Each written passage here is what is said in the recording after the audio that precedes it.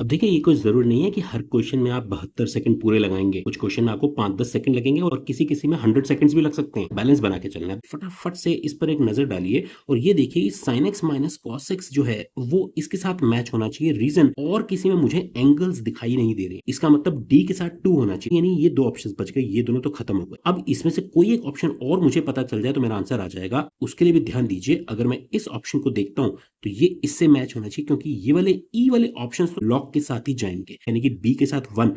मेरा option third correct हो गया। अब देखिए इसको तो आप 10-15 सेकंड के अंदर सॉल्व कर पाए। वहीं अगर मैं इस क्वेश्चन की बात करूं तो इसमें आपको हर एक पॉइंट को चेक करना पड़ेगा, क्योंकि यहाँ पर मुझे बताना होता है कि एक नहीं, दो नहीं, तीन चार सारे ऑप्शंस भी ठीक हो सकते हैं, तो इसमें टाइम लग जाता है। नो वरीज, इसमें भी आप फास्ट कर सकते हैं। sin x का डिफरेंशिएशन cos x हो गया और cos 2x की डिफरेंशिएशन होती है -2 sin 2x। तो वो 2 और ये 2 कट जाएंगे, तो ये डेरिवेटिव तो बिल्कुल ठीक है। क्रिटिकल पॉइंट्स निकालने हैं तो ऑफकोर्स मुझे इसको जीरो पुट करना पड़ेगा। तो यहाँ पर जीरो पुट करने से पहले मैं sin 2x को ब्रेक कर लूंगा आसान बनाने के लिए 2 sin x cos x। अब यहाँ से cos x अगर कॉमन लेता हूं तो मेरे पास आता है अंदर 1 माइनस 2 sin x। अब मैं इक्वल टू जीरो पुट करूंगा तो यहाँ से या तो ये वाला फैक्टर cos x जीरो होगा या फिर ये वाला फैक्टर जीरो होगा।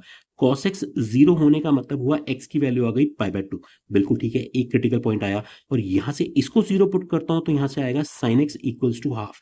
sin x equals to half का मतलब हम जानते हैं x इक्वल्स टू π/6 है। इसका मतलब ये वाला ऑप्शन भी ठीक है, ये भी ठीक है। अब इसको देखिए, मिनिमम एंड मैक्सिमम वैल्यूज निकालनी है, तो उसके लिए तो मुझे यहाँ पर क्रिटिकल पॉइंट्स कौन कौन से आए मेरे पास, एक आया 0, एक π/2 और एक आया है π/6। तो इन तीनों पर मुझे इस फंक्शन की वैल्यू निकालनी चाहिए। ठीक है जी, तो f ऑफ 0 अगर निकालते हैं तो 0 यहाँ पुट करता हूँ तो ये तो 0 हो गया, और cos 0 होता है 1, यानी ये हो गया 1/2।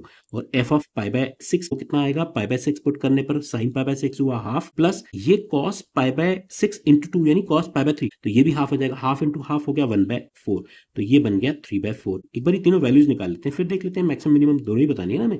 तो f π/2 कितना होगा, π/2 यहाँ पुट किया तो ये तो हो गया 1, और ये होता है cos 2 इंटू π/2। cos π/2 मत निकालना, cos 2 इंटू π/2 यानी cos पाई। cos पाई होता है -1, तो ये हुआ 1 माइनस 1/2 यानी हाफ।